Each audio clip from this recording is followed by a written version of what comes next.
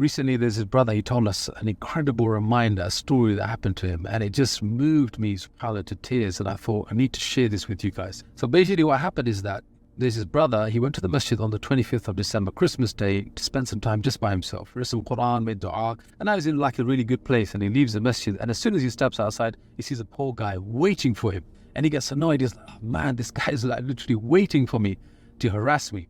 And the poor guy came up to him, asked him for some money, and his brother said, you know what, I'm not going to give you any money, but I'll buy you some food. Fair enough. However, every restaurant was actually closed because it's Christmas Day, apart from one, he said, which is so expensive, he doesn't even take his own family there, let alone feed somebody else there. So he looked at his wallet, it was only £20 notes. He thought, it's too much to give. So he took a 20 out and he gave it to the brother, this poor guy. He said to him, look, go to that restaurant and buy yourself something small to eat and give me the change. So anyway, what happened is that now this poor guy goes inside the restaurant and he doesn't come back out again.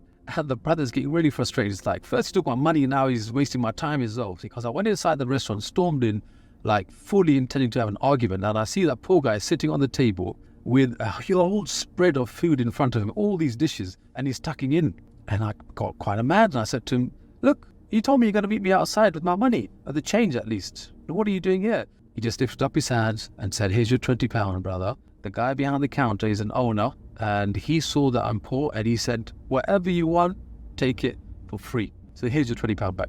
Now the brother, he got happy. He thought, oh wow, I got my £20 back. It's like I gave sadaqah and got it back straight away. He comes home to his wife, says, look, just like the Prophet said, sadaqah doesn't decrease your wealth. I gave this 20, this is what happened, and I got it back straight away. Isn't that amazing?